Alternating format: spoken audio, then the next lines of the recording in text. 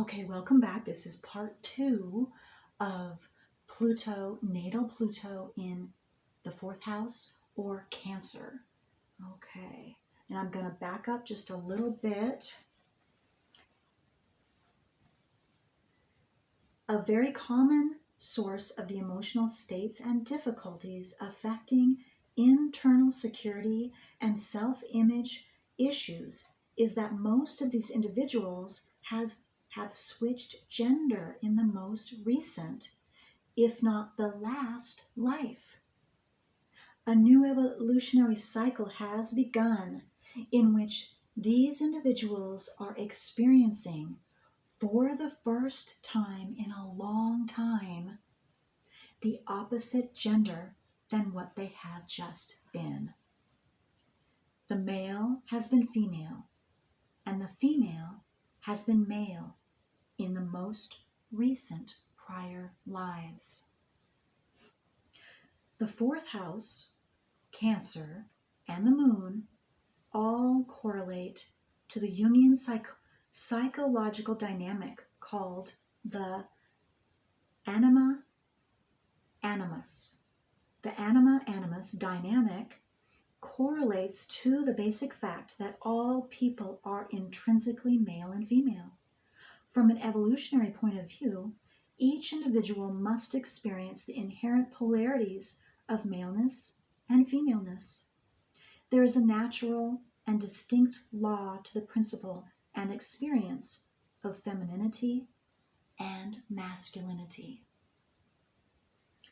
Because there is a distinct law and principle to each, the psychological and experiential orientation to life will be naturally different relative to what gender an individual manifests through. Through natural evolutionary progression over many, many lifetimes, all of us will learn how to unite both halves of ourselves in a totally integrated way, rather than living or playing out the extremes of each to the denial or detriment of the other. Pluto in the 4th or 10th house will correlate to this gender switch. And the reason why this author, for those of you that don't know, he's including the 10th house is because the 4th and 10th house oppose each other. Other astrological symbols that can correlate to this gender switch are the south and north nodes in the 4th or 10th houses, or the nodes being in Cancer and or Capricorn. A feeling of security linked to gender can also be difficult to attain for the 4th house Pluto person. Many of these individuals will not relate to themselves well in their present gender, especially considering the conditional ways that particular cultures define masculinity and femininity. Because most of these individuals have been relating to themselves in the opposite gender in the most recent prior lives, the hormonal and gender switch becomes its own source of emotional conflict. This conflict, again, is based on the fact that the emotional, intellectual, spiritual, and physical structure of a man and woman are intrinsically different. This conflict can be reduced in magnitude if this is not the first or second time the person has come back in that gender. This process is similar to buying a new pair of shoes. The more the shoes are worn, the most comfortable, I think he's meant to say, the more comfortable they become. They become our shoes. In certain cases, this condition can be aggravated by one or both parents. As an example, a client of mine who had a 4th house Pluto was brought up to be a female, even though he was a male in this life. The mother wanted to have a little girl. Her anger and resentment of the fact that her child was a male manifested in this type of behavior toward this man. Obviously, this early environmental impact devastated his self-image and emotional structure. All of these factors contribute to the continuing evolutionary lesson of inner security. These individuals are learning to know and trust themselves so that they can know and trust others. Until they trust and know themselves, they cannot really know and trust another. In fact, many of these individuals will come into this life naturally mistrustful and suspicious of others and their motives. This lack of trust is based upon having been dumped on in situations or with people in whom they have become overly dependent. For many of these people, this lack of trust is also based on unconscious memories of experiencing emotional rejection or non-responsiveness by one or both parents in the most recent prior lives. And many will have similar experiences again in this life. The only real antidote for this condition in this life is for these individuals to get to know and trust themselves, like the nature and basis of their emotions and self-image, and to stop looking for security through external situations or other people.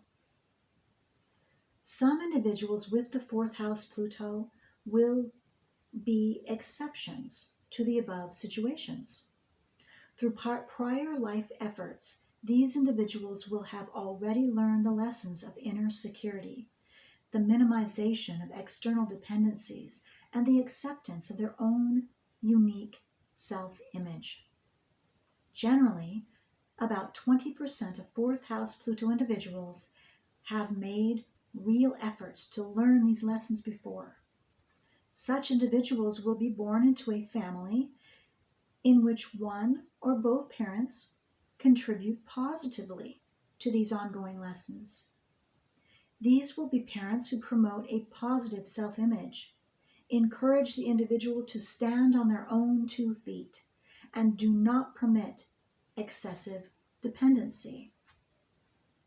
In some instances, the fourth house Pluto individual will be born into a family that does not supply this support, yet the individual is not negatively impacted.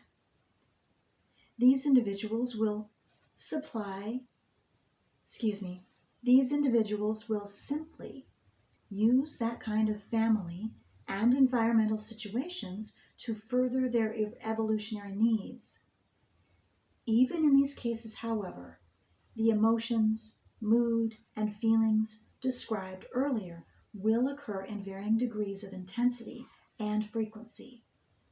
In such individuals, these emotions, moods, and feelings will occur for 2 reasons. 1, when the nature and structure of their reality becomes stagnated. And 2, when internal or external environmental circumstances manifest in such a way as to trigger an unconscious memory based on other lives. A case history will serve to illustrate this process and condition. This individual has a fourth house Pluto. Okay, I'm going to pass that. It's specific, and I want to just stay general, since it's a general reading, and those of you who want me to send you the written copy so you can read that, just let me know. Send me an email. Okay. And an email, because I need your email address too, so I can send it back to you. Okay. So I'm just going to fast forward.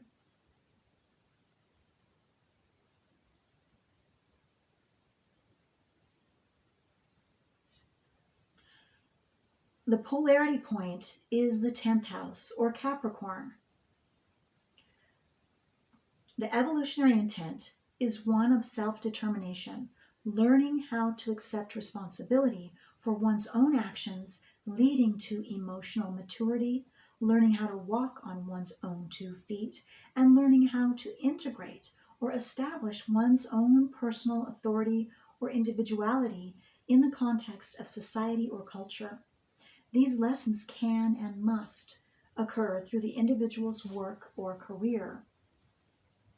When the fourth house Pluto person acts upon these evolutionary intentions, the child, so the child inside you becomes an adult. They will learn that the responsibility for their life situation rests within themselves by developing inner security and minimizing dependencies.